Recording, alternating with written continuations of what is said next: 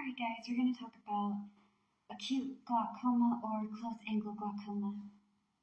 And I'm going to look at my notes and make sure they're okay. But yeah, so basically what this one is that this one's a very serious one. And it's weird. It's a weird and serious one because what it affects is the fluid in your eyes. So instead of the opening one where it attacks your nerves for being, it attacks your optic nerve by adding on pressure. This one blocks the fluid in your eyes. So nothing's coming out, nothing's coming in. And that builds up a lot of pressure really quickly. So instead of taking its time, it can take some days before you lose your eyesight. And it can also attack other parts of your body by causing you to have an acute attack or acute glaucoma attack. And what that is that I will compare it to a panic attack a bit, because some years ago, maybe 2 or 3, I thought my pressure was going so high. Like I said before, my pressure, I take drops so I can level it out, because my pressures get stupidly high. They get out of control. And so I assumed that this was it. It's gone too far. I'm having my pressure's just coming after me. And what it causes is that it causes you headaches, it causes eye pain, it causes vision loss, it causes blurry vision, it causes you to see halos, rainbow halo lights. You ever look kind of if you see those pictures where the lights have little rays of rainbow around it, kind of like that, but it's in a halo. So it kind of circles around the object that you're looking at when it comes to lights. You're nauseous, you're vomiting everywhere, you can't move, you're lightheaded and dizzy. It's a whole thing. And when this is happening, I think the next day or so, I called the doctor.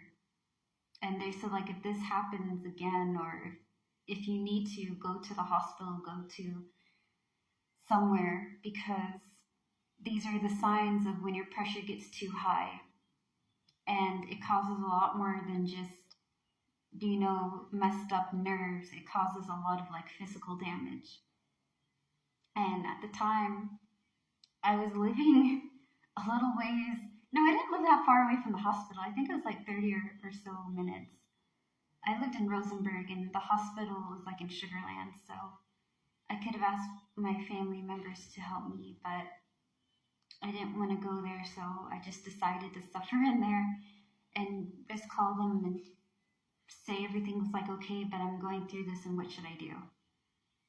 I wasn't the greatest person at taking help.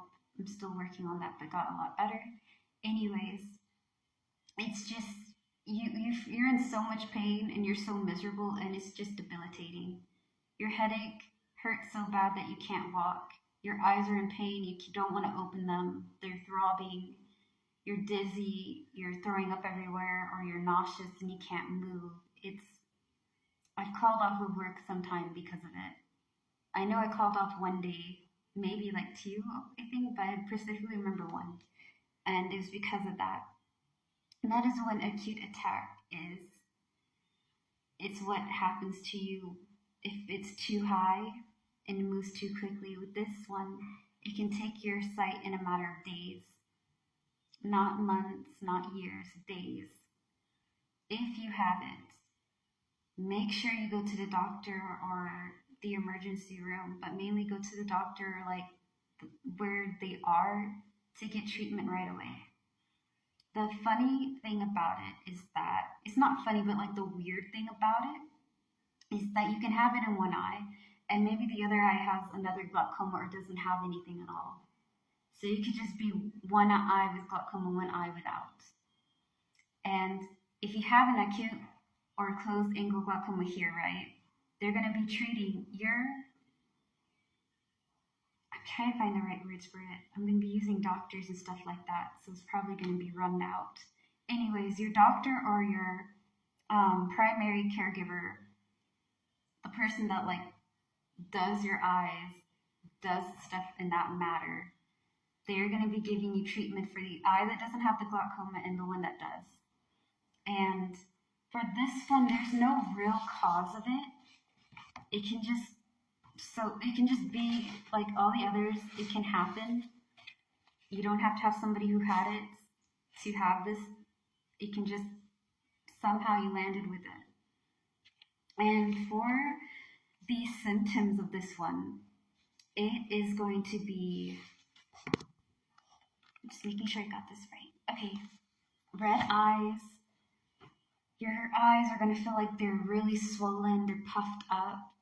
So that's another symptom to look forward to. Also, cloudy vision or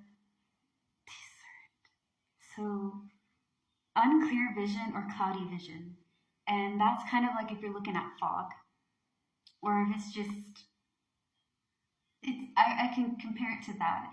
It's like looking through a fog. It's really foggy, blurry, just kind of not, you don't really can see that clearly, obviously, but like that's what it's kind of like. It's kind of looking through a huge, thick fog. You can only make out maybe some things or nothing. You know, it could be a light fog where everything's really, really bright, but you can't see it, or it can be really dark. And I know that part sounds really weird, but there's different types of like losing your vision and your sight, and what you're going to see when you do lose your sight, and what you're going to see like if you're halfway there but not there yet. It's just everybody sees differently in all sorts of ways, and I'll get to that later on this week. Anyways, another thing to look forward to is sensitivity and pain in your eyes. So if your eyes are a bit sensitive, maybe sensitive to light or certain things, and if you're having a lot of eye pain, that too is a symptom of a closed, I was trying to say acute and I kind of mixed them up, but of acute or closed angle glaucoma. So treatments for this one is going to be about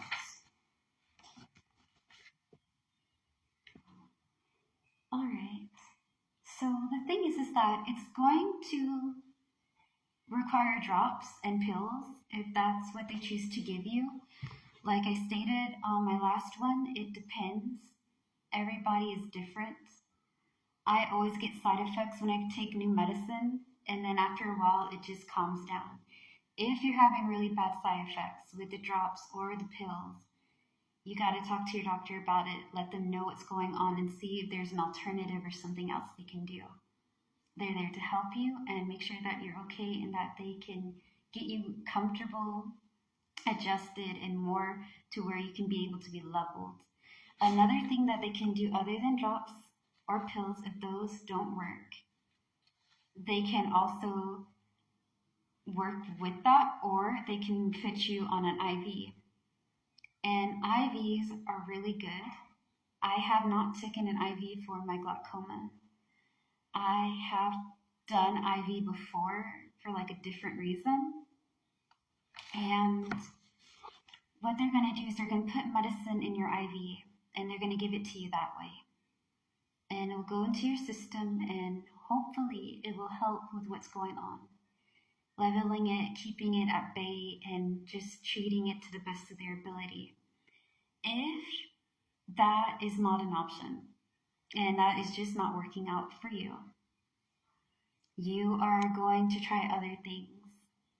And it's getting close to where it's going to close, so I'm going to continue about the treatments in the next video.